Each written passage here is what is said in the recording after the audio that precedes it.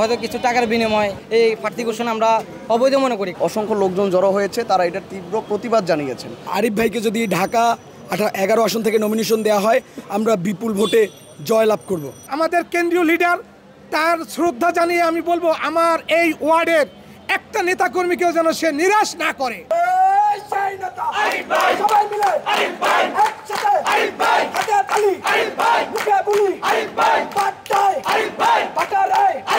ছাত্র অধিকার সংরক্ষণ পরিষদ থেকে গণ অধিকার পরিষদ তৈরি হয়েছে। দীর্ঘ 7-8 বছরের লড়াই সংগ্রামে আমরা গণ অধিকার পরিষদ পেয়েছি।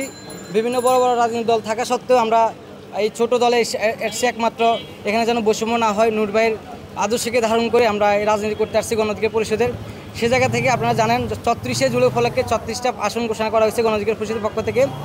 আর আজকে আমাদের আরও 150 আসন ঘোষণা করা হয়েছে। সে জায়গা থেকে ঢাকা 11 আসনের কেন্দ্রীয় কমিটির সহসভাপতি আরিফুর রহমান, উনি 11 আসনের প্রার্থী ছিলেন, কিন্তু ওনাকে কেন 11 আসনের প্রার্থী দেওয়া হয় নাই, কেন ওনাকে 11 আসনের প্রার্থী ঘোষণা করা হয় নাই, এটার জন্য আজকে অবস্থান কর্মসূচি নিয়েছি। আপনারা দেখেছেন ঢাকা 11 আসনে আরিফুর রহমান ভাই প্রায় বাড্ডা বাট্টারা মিলে 7টা থানা, মানে বাড্ডা বাট্টারা 7টা আমাদের অফিস ছিল।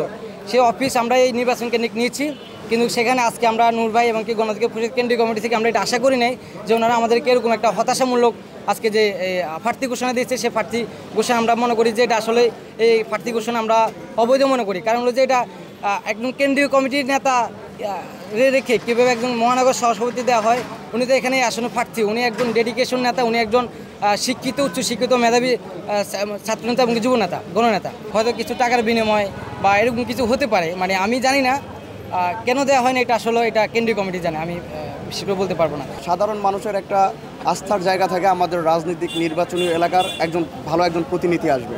সো তারই ধারাবাহিকতায় আমরা একজন সৎ এবং নিষ্ঠা একটা নেতা পেয়েছি, যার নেতৃত্বে ঢাকা 11 আসন সুন্দরভাবে গুছিয়েছি এবং সাধারণ মানুষের দ্বারে দ্বারে গিয়েছি। সাধারণ মানুষের মনের যে আকাঙ্ক্ষা, সেই আকাঙ্ক্ষার দাবিগুলো আরিফ ভাই পূরণ করার চেষ্টা করেছে। এখানে যে তৃণমূলের যে নেতাকর্মী আছে, তারা শুরু থেকেই আমাদের আরিফুর রহমান আরিফ ভাইয়ের সাথে আছে।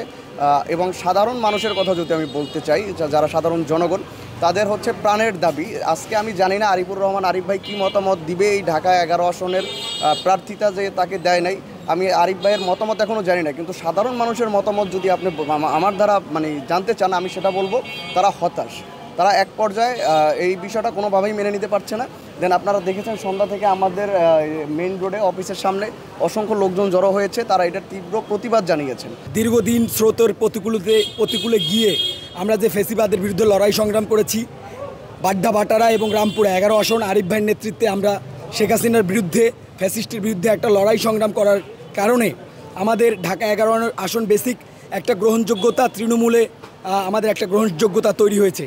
সেই জায়গা থেকে আমরা দীর্ঘদিন আমাদের প্রত্যেকটি ওয়ার্ড পর্যায় থেকে শুরু করে ইউনিট পর্যায় পর্যন্ত আমাদের নেতাকর্মী রয়েছে। আমরা প্রত্যেকটি ভোটারের ডোর টু ডোর গিয়েছি। আমরা সেই জায়গা থেকে আমরা আশাবাদী যে আমাদের আরিফ ভাইকে যদি ঢাকা 11 আসন থেকে নমিনেশন দেওয়া হয়, আমরা বিপুল ভোটে জয়লাভ করব।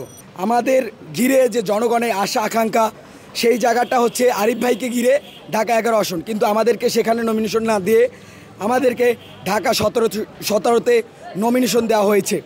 এটা আমি মনে করি যে আমাদের সাথে বৈষম্য করা হয়েছে। আসলে এটা একটা নিন্দাজনক আমি মনে করি। আমি বিপি নূরকে, আমাদের কেন্দ্রীয় লিডার, তার শ্রদ্ধা জানিয়ে আমি বলবো, আমার এই ওয়ার্ডের একটা নেতাকর্মীকেও যেন সে নিরাশ না করে। আমি চাই এই নেতাকর্মীদের মনের আশা এবং পূরণ করার জন্য একমাত্র সিদ্ধান্ত দেবে আমাদের লিডার। তার সিদ্ধান্ত হবে চূড়ান্ত সিদ্ধান্ত। আর আমাদের নেতাকর্মীদের দাবি 11 আসনে আমরা আরিফ ভাইকে নির্বাচনটা বিজয়ী করে আনবো ইনশাল্লাহ। দেশে দেশে সবার সাথে দ্য নিউজ।